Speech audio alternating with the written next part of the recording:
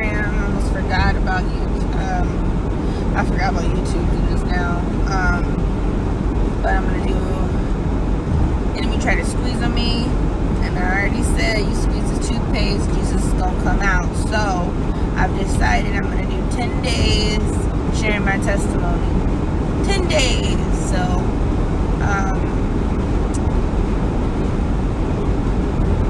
I think first and foremost, I'd like to say that these topics should be coming from our family members and from our loved ones and from our parents down to our children before they hear it from the world or from friends. So I don't understand being ashamed of them hearing about sexual sin and promiscuity and the difference of doing that and leading a life that is amazing to Christ and striving for a goal not of perfection but of healing easier than causing more problems for your life. So I am going to be touching on some things that little kids should not be engaging in, but they are at this age. Like, everything is quicker accessible than it was when I was a teenager, especially from a small town. So I am speaking on it because a lot of people on my channel are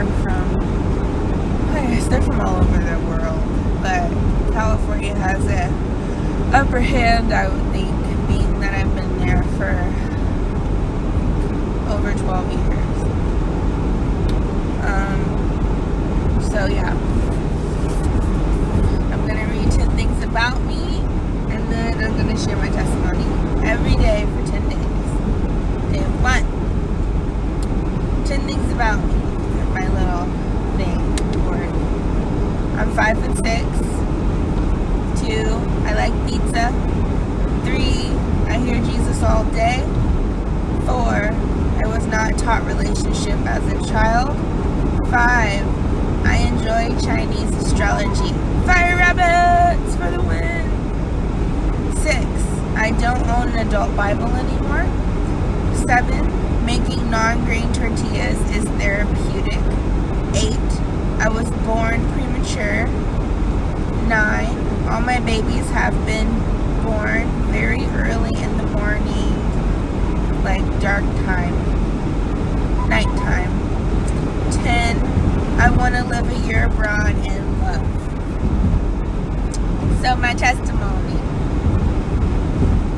Just always remember that everything I share is with the love of Christ. And it's not to condemn you or make you feel lesser. But I'm proud of you for getting to this video to the end. To those of you who do. From the ages of 4 to 9, I was molested 5 times. 4 men, 1 woman, 1 teenager. It left me in a very sinful place mentally. I dealt with extreme body aching lust that would rapture my body from the ages of, let's say, 10 to 16, and then it took a break and it wouldn't affect my whole body, just my mind. And then in the college it came back really strong when I was in a relationship trying to admire Jesus, and I didn't want to have sex until we got married. Of course, with lust being so strong in college and my body actually going through physical manifestation of just like seducing lust that I believe came from the pit of hell, it was very hard not to give in, and I played around with the myriad of what people consider not sex, and still thought I was waiting on a pure image of sex in a relationship once I got married. And the devil lied. And I'm going to talk about those things because there's children out there playing with this stuff and they don't understand the enemy is ravaging your body and you have to let go of it so it can let go of you. It's not okay to deal with these things that, and it's so hard because I don't want to say these terms because I feel like they are diseased terms, but if they're not said by a Christian, they're only going to hear this stuff out in the world. So I can't be ashamed. This is my channel. If you don't like it, get off. But the enemy had me believing that there were things that were so and still maintaining purity. You should not be doing the tip game. 12-year-old girls, no. 12-year-old boys, no. 10-year-old boys, no. I said it. Don't go there. You're extracting urges from your body and thinking you can control them and not have sex. And it's not a game to be played. It's not a game to be played. It does not work. Oral sex, fellatio. These are all demon-possessed positions that the enemy gets you to use so that you don't have sex, but your body is dealing with sexual sin and you're introducing your body to urges and lust, and you think you can manage it, and you cannot. It's either a slow slope or it's a fast slope to further issues in your sexual nature, because sex is not sin.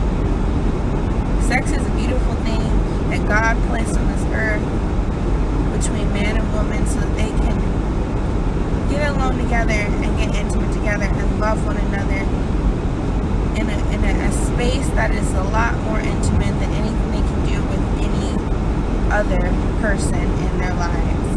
And it connects you to, it brings you guys to a closer fold in Christ likeness so that you maintain a closure about what you see and seek about one another and how to pray and what to pray about and how that person moves and thinks and processes things. It's a mega DNA process that God brings together through the hope of love so that you may be more wanting of one person more than the next, or the next, or the next, or someone else's next. You know what I mean? Like, it is intimacy. It's not the greatest, it's not the least, it is intimacy in the form that God can create it for man and woman to come together as a married fold in Him. I don't believe one person can enact sex, love, without coming close to their Creator in some degree, whether they like Jesus or not. So these sexual sins started to become more prevalent in my life in college and then going into the Navy. Of course, sin is rampant in the Navy. I don't want to talk about the armed forces because I don't know other branches, but I know that I have siblings of mine and cousins of mine who went in different branches, and some of them experienced sexual assault just as I did, and we were in two different branches. So with college starting to fester, that sin finally that was upon my life, that was coming, I believe, from generations down, that I just had no reprieve from the sexual lust, and it was something that I started tampering with, you know, a boy I called my love. And these things started coming up. I started being told, oh, it's just the tip game, or it's not having sex, or anal sex, not sex, and oral sex isn't sex, and these things you can still maintain purity, but then still kind of dabble in these and to show your partner that you love them. No, no, no, no, no, no, no, no, no, no. Is the enemy trying to open that door so you can slide through that trash chute?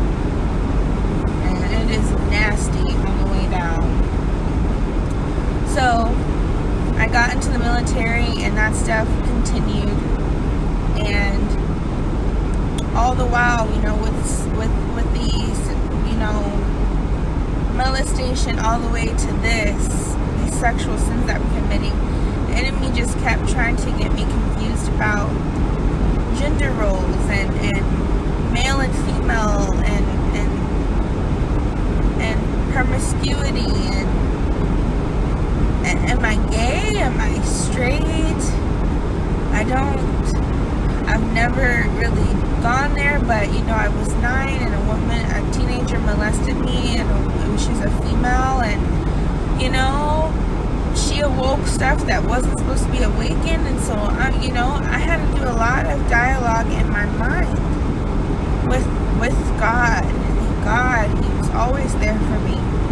And I just made a decision one day, I think in A school, it was the first time a woman actually asked me to be in a relationship. She didn't want to just date me, she wanted to be in a relationship with me.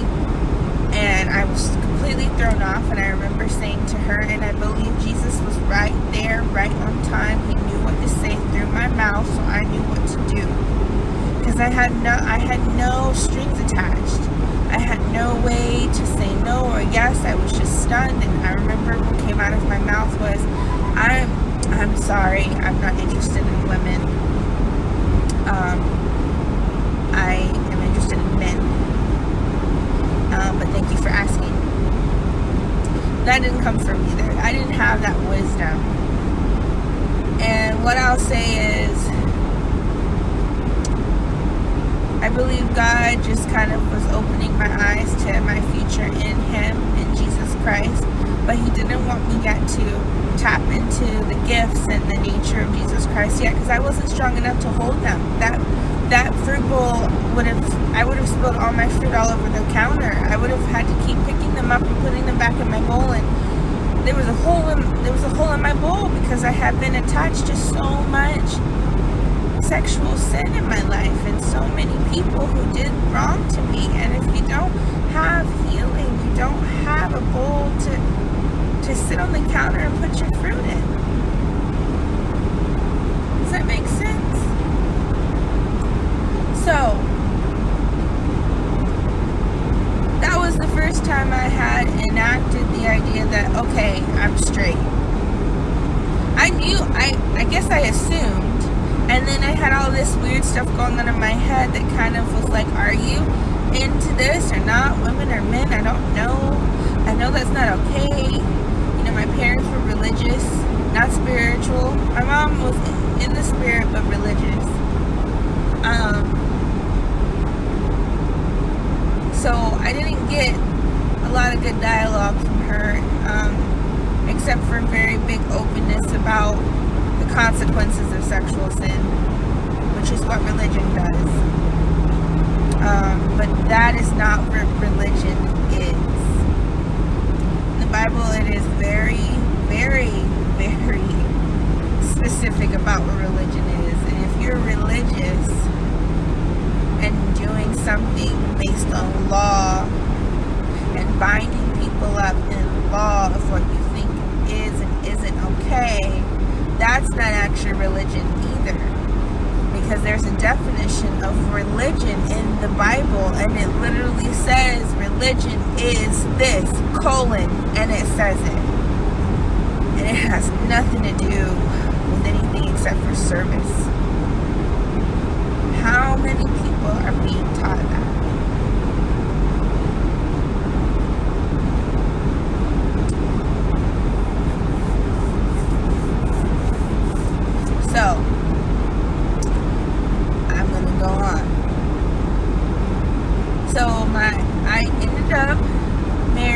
once before, and I was married to a drug addict. And there was a lot of sexual sin that he was dealing with as well.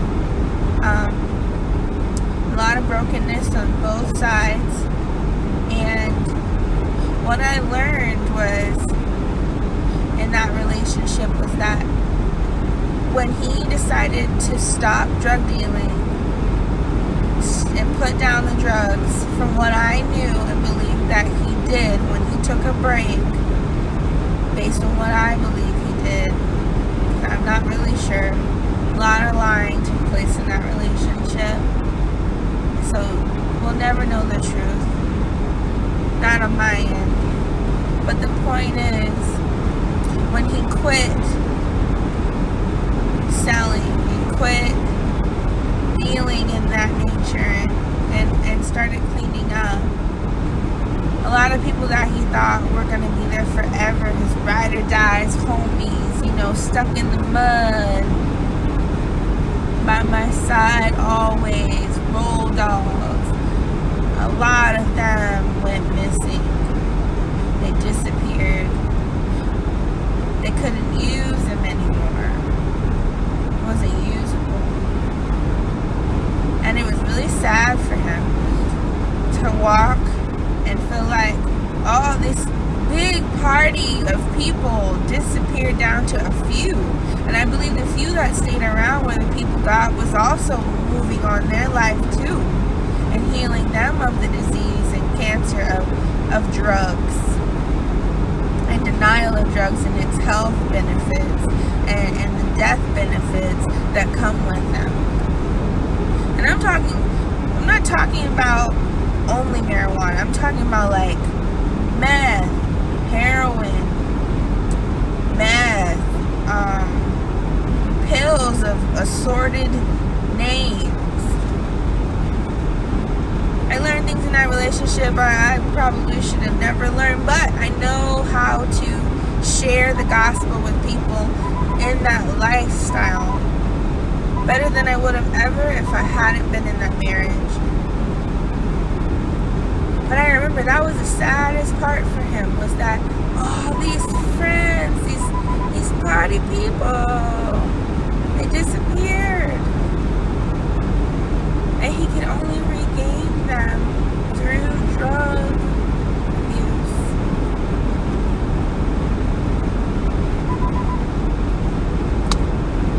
So that's my testimony. And day 2, I am going to share it again. But remember that it was the same Jesus that served me and pulled me out of hell that can pull you out too. That is pulling you out, because I believe if you're on my channel, you have some iota of faith. Because otherwise you don't come to Amiche's page. You just don't. Like, why would I go to Amiche's page? She's going to be talking about Jesus all the time. I don't have time for that. Unfriend me. Or, I don't know. Or don't. But just know, I'm here. Steady beating the same drum. Okay? So, day 2, tomorrow. I love you guys. Jesus loves you even more, but I love you. It's the same Jesus. It's the same Jesus.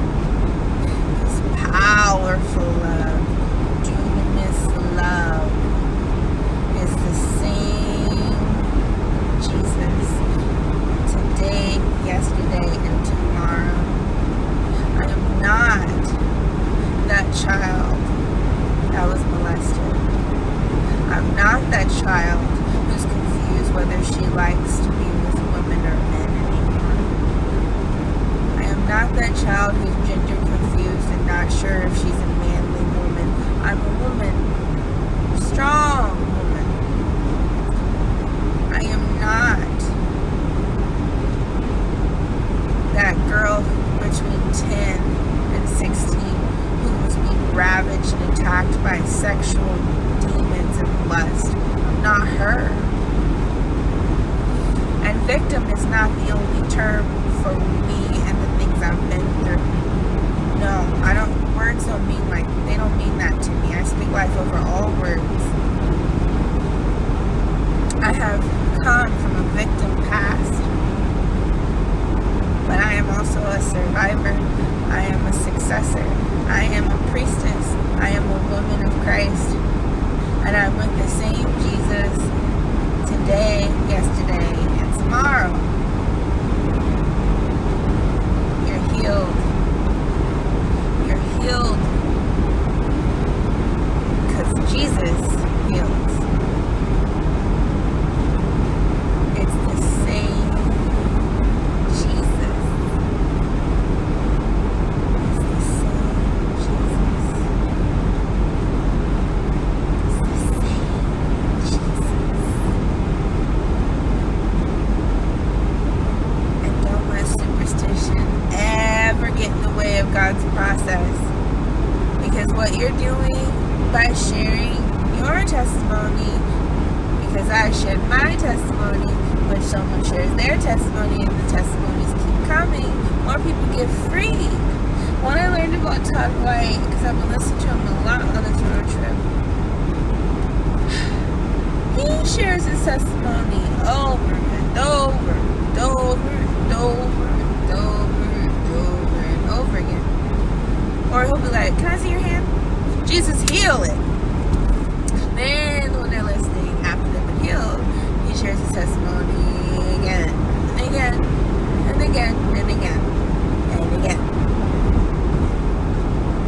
Excuse me. And I kept thinking, why does he keep, he shares his testimony. I know his testimony.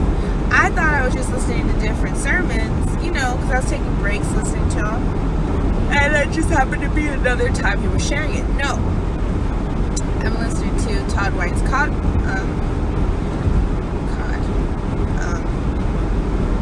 I've been listening to Todd White on play, just continue playing, and he has Instagram, a YouTube, a Facebook, and a podcast, iPhone podcast, and I think every single one he shares his testimony every single time. He shares his testimony every single time. And it's because it's the same Jesus. And he doesn't change the caliber of his power and love. Power in love. On a different day. It's the same Jesus. You come on Amateur's channel, you gon' get the same Jesus. It's the same Jesus. And I believe that evangelism is a really cool thing, but I also believe a lifestyle in Jesus is a really cool thing too. And they're not the same. They're not the same. Everyday life with Jesus is sharing your testimony and sharing some iota of truth with somebody in some way, somehow. Not because you're forcing it, it's just, it's coming. It's coming. So I believe I'm gifted to talk to those who want to go deeper in Jesus. Not necessarily the person who is stuck, lukewarm, staying in one spot, and they're not comfortable with movement. But those that I talk to, that I see God send my way, are usually the ones who are ignited, and they're choosing to go further for their truth. I'm here for you. I'm here with you. I'm not here for you. I'm here with you because I have my own walk. I have my own stuff that God is washing away. But that's what this channel is about. Full life serving, full life love. So I don't think people know what serving means. It's been life over those words. Yeah.